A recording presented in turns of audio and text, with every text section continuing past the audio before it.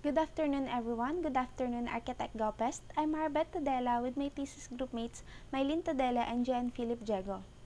Most of us have already been to Taguig City, that is known for upscale industrial, world-class business, and residential centers. As the city is on its way to becoming a highly urbanized and progressive city, agriculture is still very much part of the city's industry. Taguig City was a farmer-fisherman village, and the residents were referred as mga taga-Giik, and their settlements called Pook ng mga taga-Giik, and later pronounced to be Tagiig, and it was shortened to its present-day name as Taguig. In the present day, the city has a farming and fishing communities that is known as Taguig Lakeshore Communities, that lies on the western shore of Laguna de Bay.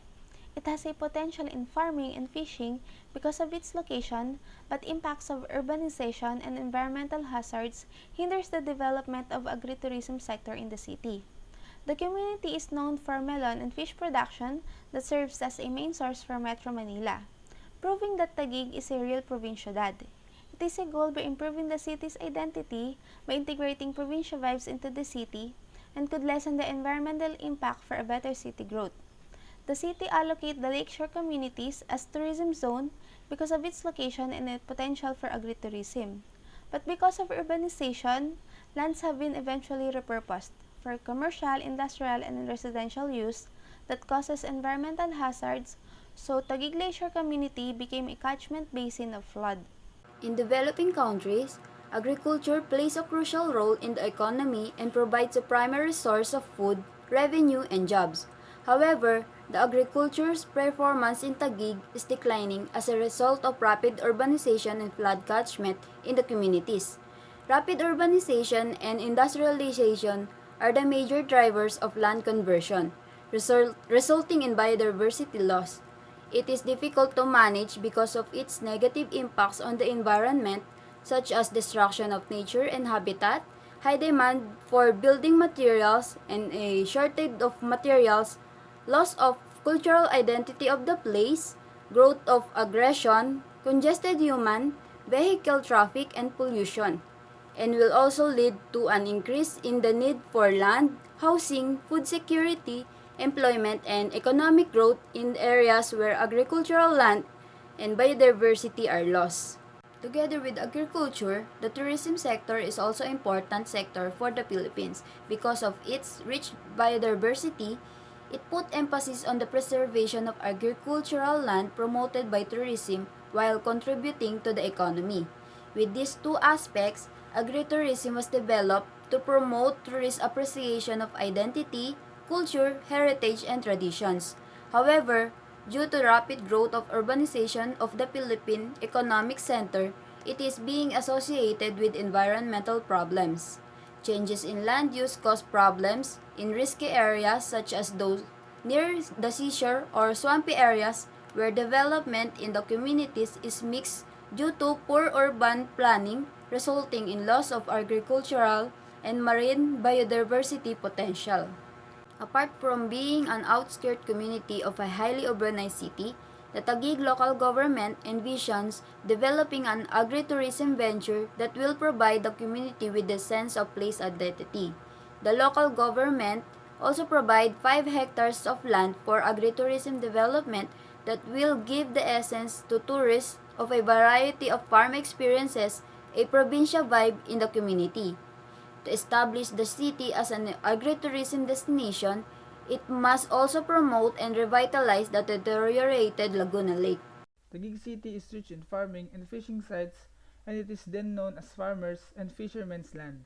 With an asset of having a good and beautiful environment of Taguig, local government of Taguig eyed for agritourism development to promote and preserve the agricultural aspect and the beauty of its environment, as well as to give life and purpose of the Laguna Lakeshore. Through revitalization of agriculture, this will benefit and preserve the character and the identity of Taguig as well as its culture. Agritourism will help the Laguna de Bay to regain and revitalize its purpose and beauty through adaptive urbanism. Agritourism development, it should create cities or dynamics or communities where people, regardless of their access to capital, expertise, resources, networks, privilege, Those sort of things can influence the trajectory of their places through their action. They can be part of making their city or their community and feed into that process. It grows practice of residents, artists, community groups, and more getting activity involved in conceiving, designing, implementing, activating, and maintaining flexible city spaces. Regenerative agritourism promotes culture and nature identity of the place through architectural design, materials, and innovations. Usage of materials that helps the development maintain and maximize its capability to restore and regenerate resources passively by developing an agritourism. Let's now proceed to design proposal for agritourism development of Taguig against the backdrop of rapid urbanization. Design problem. The city of Taguig plans to develop an agritourism development to strengthen and promote the agricultural sector. How will the agritourism adapt and promote the agriculture and tourism against the backdrop of urbanization and environmental hazards? A backdrop of rapid urbanization against the backdrop. Yung Taguig is masyado siyang lubog or napag-iiwanan yung agricultural sector niya against sa rapid urbanization dahil yung implementation ng rapid urbanization simula noon is patuloy hanggang ngayon na kung saan ang dating kilalang fishing and farmers land is napag-iiwanan at nawawala ng pansin. So ang tendency, yung performance ng agricultural sector doon is bumababa. So yung economic distribution nun ng agricultural sector is mababa.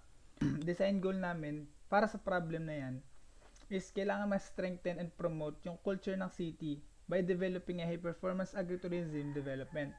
Establish an adaptive, regenerative, and sustainable design. Bakit adaptive?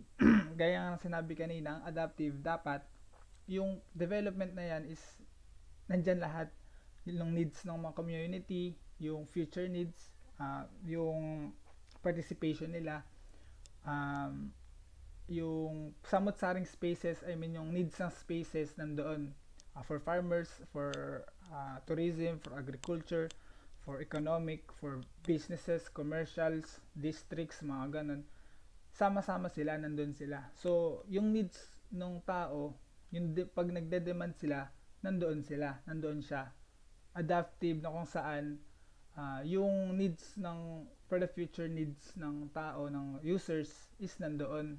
At makapag-adapt pa siya sa mga future developments kasi yung gayang sinabi kanina is regenerative yung design materials and features na kung saan yung cycle ng materials, resources, and yung ng development, yung performance nito is iikot lang, hindi siya maglo-lost, hindi siya mapag-iiwanan na kung saan ide-develop lang at mag-nurture hanggang sa habang ginagamit siya, ganun.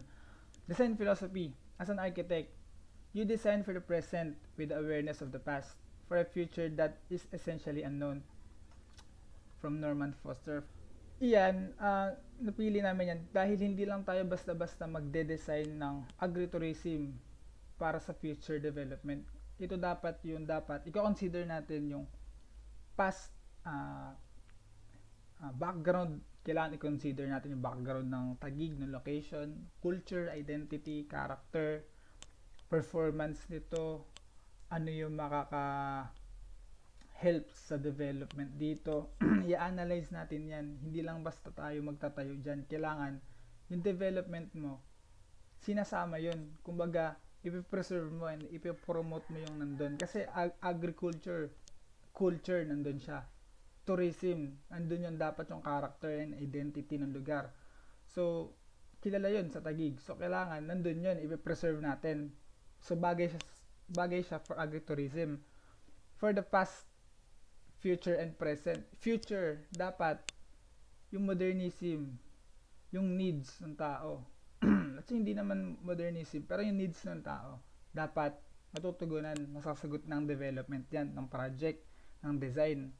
So, dapat, yung needs ng tao, yung promotion ng culture, identity, character, ano pa yan, dapat madadala yan soon as habang ginagamit yung building, yung structure, yung agritourism development. Yan. Design objectives. Establish an interactive and sociable environment that would lift up the agritourism activities.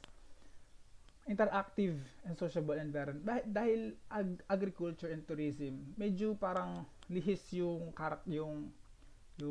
gawa activities nila. So, dahil naisip namin, dapat para mas ma-preserve mo yung agriculture and mas ma-promote mo, lagyan natin interaction with the tourist na kung saan mas magkakaroon sila ng experience, idea, and knowledge kapag nagkaroon ng interaction and sociable environment. Bakit kailangan ng sociable environment? Yun nga, knowledge, experiences.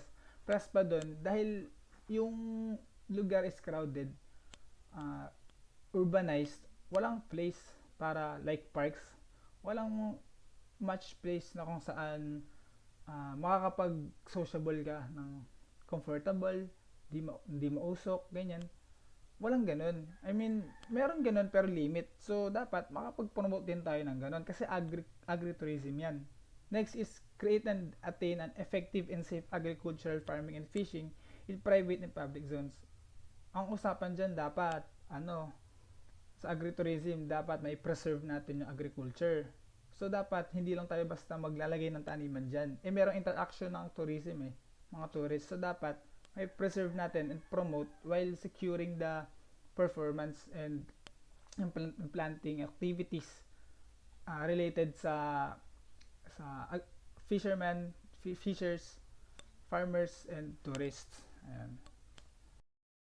Promote and boost agriculture and tourism for economic contribution and growth. Dapat sa project na to, sa development ng agritourism, dapat may promote and boost yung agriculture kasi yun yung main purpose ng development. Kailangan may promote and may preserve, may boost yung performance for economic growth ng agriculture. And with the sense of tourism, dapat both sila magbo-boost sa economic growth and contribution. Dahil yun talaga yung plano ng government ng Taguig, yun talaga yung plano nila, makapag-promote, mai-preserve yung agriculture. Design concepts. Provinciedad. Provinciedad is from the local governments kasi na-aid nila yung pag-develop ng provinciedad concept kasi sinasabi nila is magkaroon ng sense of probinsya na kung saan sa isang developed city which is syudad. So, provinciedad. Naisip kasi nila na i-preserve yung agriculture. Magkaroon ng activities doon na kung saan ang Taguig kasi, yun nga, dati siyang kilala doon. So, gusto nila i-preserve yun, ibalik yung ganong concept sa Taguig. So, naisip namin, yun na lang ang gamitin na concept. Filipino culture and equipments. Equipment ng farmers and fishers is yung salakot. Second is Filipino architecture or building is bahay kubo. Next is fishers bangka. Bakit yun yung ginamit namin? Una is yung bangka. Yung bangka kasi is naisip namin gawing design inspiration or concept kasi makakapag-balance, may iba-balance nito yung development and space na kailangan ng agriculture and tourism ng users between the other users na magkaiba ng activity. May iba-balance yung sense of sight and place ng modernity and preservation ng identity or character ng mismong Taguig. Next is yung performance nito. Kailangan both mag-grow yung tourism and yung agriculture. Yun yung bangka. Next is yung salakot. Salakot is yung sombrero ng mga farmers and fishers. Yung salakot is nagamit namin is for facade style and for thermal comfort passive design. Kasi ang salakot hindi siya pure na like concrete na wood talaga siya. Ganun kasi yung salakot. So, good siya for tropical and thermal solutions. Next is bahay kubo. Dahil preserving yung character and identity, ang dating Taguig, lalo na yung mga farmers and fishers, naisip namin bahay kubo. So, vernacular modern architecture.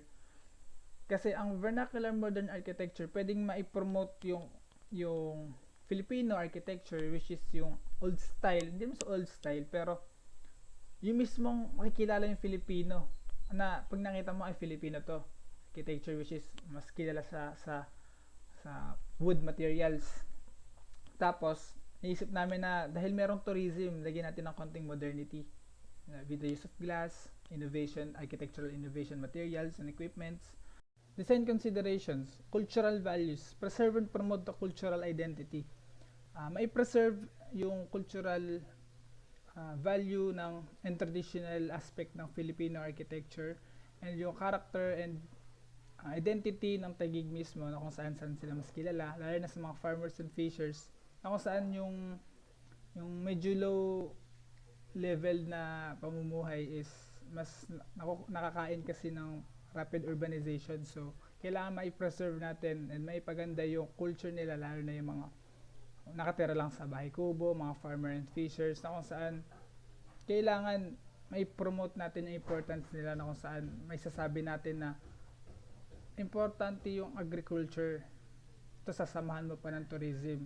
So ang tendency, may strengthen yung needs ng farmers and fishers and yung culture nila, na yun nga, nakasanayan na ang pamumuhay dito is pagtatanim, pagsasaka, pangingisda, at kung ano-ano pa, ayun, may strengthen natin and mabuboost yung performance nito. Second is passive and active. Sustainable environment by reusing and utilizing energy. Dito, using innovative materials, na kung saan para maging sustainable and hindi masyadong malakas yung needs sa resources ng mismong development. Kailangan yung use ng materials passively nakakapag-conduct ng energy, mga ganyan, through kinetic movement lang, magkakaroon ng force na makakonvert sa energy para mag-rely yung mismo development sa sarili niya, na iikot lang mismo yung needs niya, na sa kanya lang siya mismo mag-rely. Next is eco-friendly design. Encourage and promote green living or activities. Dahil agritourism siya, agriculture yung mostly dapat i-preserve and mai-promote, kailangan yung design green living din. I mean, meron mga green features, green designs, na kung saan connected siya into sustainable design. Yung universal design, dapat free for all siya. Kumbaga, dapat lahat ng experiences or nakakita or nagagawa ng iba is dapat nagagawa rin ng may mga kapansanan, ng mas bata, ng mas matanda. Dapat fair silang lahat. Kung ano yung na-experience at nalalaman ng iba, dapat ganun din. Hindi lang basta-basta magde-design ka ng kung ano-ano. Dapat ina-identify mo rin, ina-analyze yung users. Next is safety and security. Safety and security is a common considerations, pero mas important to sa agriculture, kasi ang agriculture is medyo risky siya in terms of having an interaction kapag tourism. Kumbaga, medyo prone siya sa pagkasira, ganun. So, dapat, yung interaction ng spaces, yung relation ng spaces, is ma-identify at makapag-design ng maganda, kasi hindi ka promote ng isang agriculture kapag walang interaction. Kumbaga, hindi matibay ang promotion ng agriculture kapag walang interaction. Mas maganda siyang may ganun. So dapat, kung maglalagay tayo ng interaction within that spaces, dapat secured siya. Design features is ang ilalagay natin dito is kailangan maging sustainable na regenerative and magkaroon ng interaction. So naisip namin magkaroon ng preservation and promotion. So kailangan naisip namin yung materials ng salakot, which is yung hyacinth for walls and roofings. So kinuha namin siya as production and main building materials. Next is panels, wind tree turbines for renewable energy systems, green roofs and other local materials as sun shading. Dahil open spaces siya, maraming open spaces, so kailangan merong green roof and local materials and sun shadings. Fish farms and greenhouses fields and vertical farms, naisip namin dahil kailangan ng interaction and experiences ng mga users. So, kaya merong greenhouses, fields, and vertical farms. Next is use of green resources, space zoning and boundaries. Hindi hindi kami gumamit ng concretes or massive walls, massive parameters sa sa pag sa paglalagay ng ng harang sa mga spaces, kasi medyo hindi siya okay kapag agricultural, kasi parang siskip lang din siya, parang hindi magkakaroon interaction. So why not gamitin yung pagiging green design niya.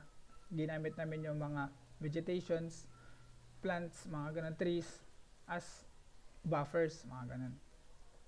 Next is pagkakaroon ng fishing farming parks to promote works between tourists and farmers and fishers. Doon magkaroon ng activities and interaction na kung saan magkakaroon ng knowledge and experiences ng users na ay ganito pala yung culture nila, ay ganito pala yung pagtatanim, paghuhuli ng isda, parang ganun. Next is design parameters. Sabi dito is the building design shall emphasize a green building and attain sustainability. Next is Filipino modern integration, modern and Filipino architecture. Next is effective agritourism. And next is building location with function and zoning to ensure safety and security and comfort of the users. Iyon yung mga mahalaga na dapat may consider natin. Dahil agritourism siya, yung spaces, ayun nga, may iba't ibang use, tsaka multifunctional yung use ng space. Site analysis. The city of Taguig, that is a highly urbanized city, is located in southeastern portion of Metro Manila. From a thriving fishing community along the shores of Laguna de Bay, it is now an important residential, commercial, and industrial center. The site is located in Santa Ana, Taguig, that is located in northeastern part of the city, and is bounded by the Barangay Calzada and Palingon on the north, and Barangay Bangbang and Wawa on the south, and Barangay Tuktukan and Ususan on the west. And Laguna de Bay is on the southeast part of the site. There are 4 urban centers that is close to the site. First is the Vista Mall Taguig, second is Santa Ana Church, third is the Taguig City Hall, and fourth is the Parola ng Taguig, that is also a tourist spot in Laguna de Bay because of its history. The site is in Tourism Development Zone of Taguig that is located in east of Manuel L. Quezon Avenue. These 5-hectare slots are allocated by the local government of Taguig City for their future tourism development project to promote the agriculture and the lake. According to the zoning ordinance of Taguig City, this zone is intended for low-intensity development only, particularly if the development is to enhance the lake tourism activities. According to the zoning ordinance, environmental conservation and preservation shall guide all development in these areas. The human and culture involved in the development are the farmers and fishermen. The farmers promotes the agriculture in the city by farming and providing resources for the local people while boosting the tourism, while the fisherman promotes the aquaculture in the city by fishing.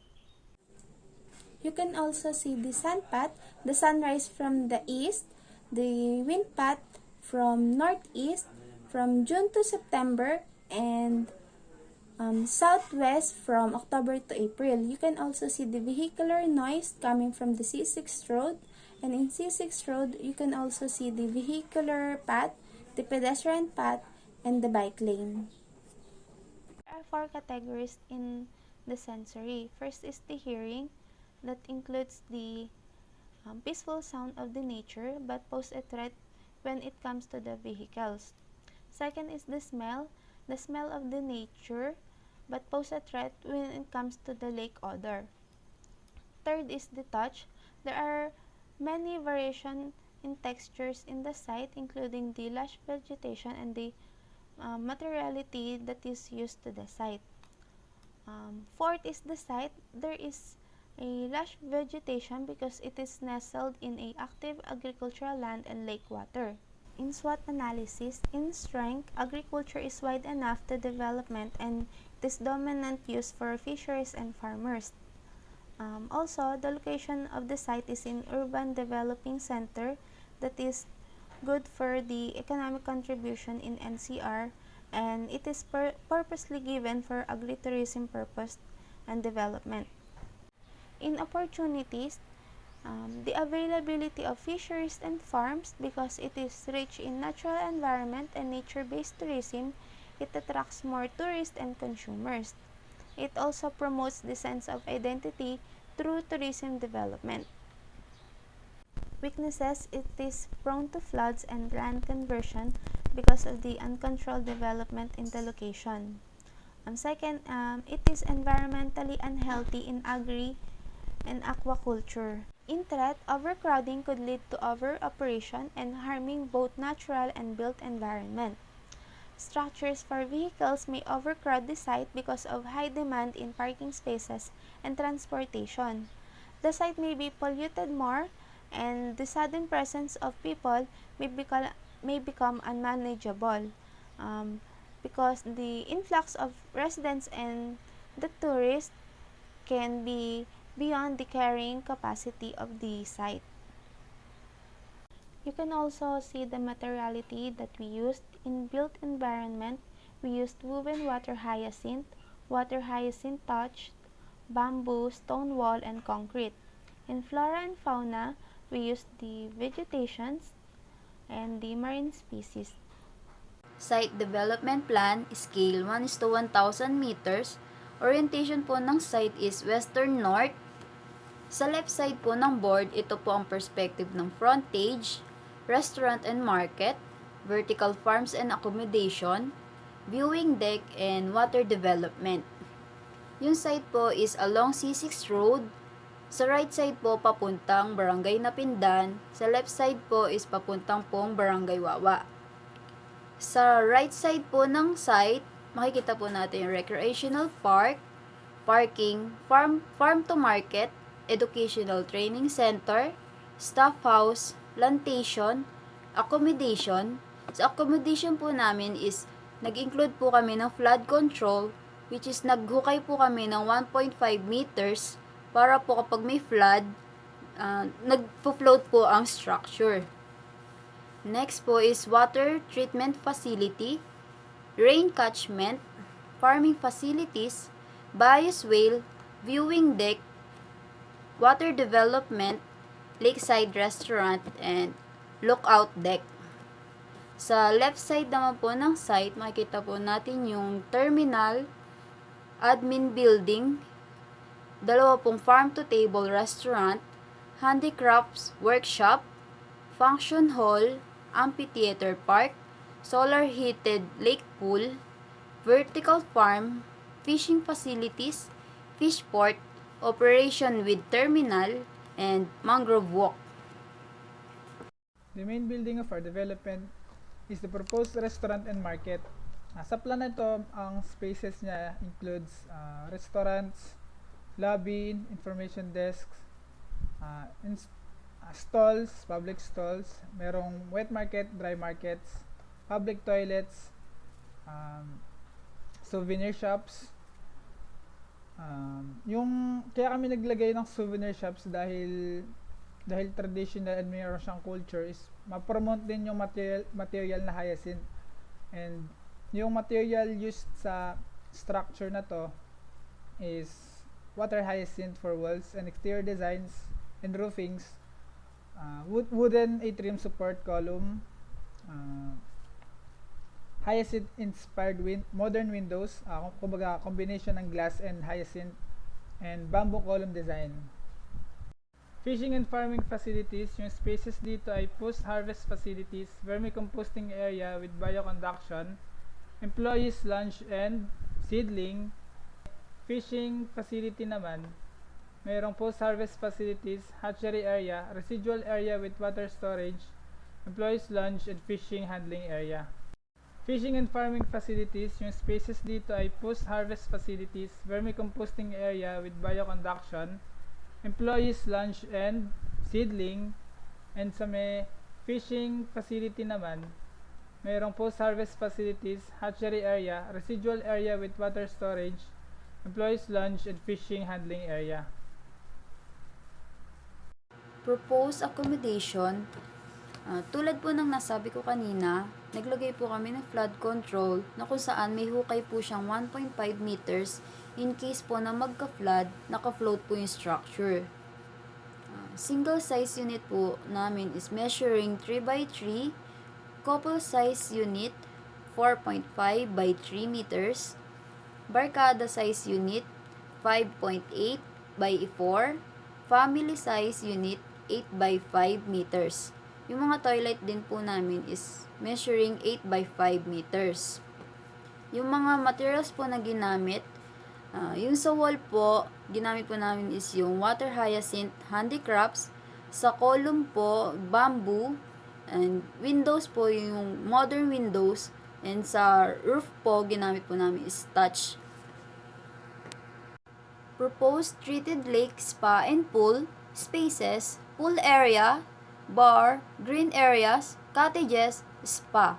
We use light colors and promotion of open space of the structure to make the concept of provinciedad dominate the location. Here's the perspectives. Bar exterior perspective, cottages perspective. Proposed educational training center with a total lot size of 12 meters by 23 meters.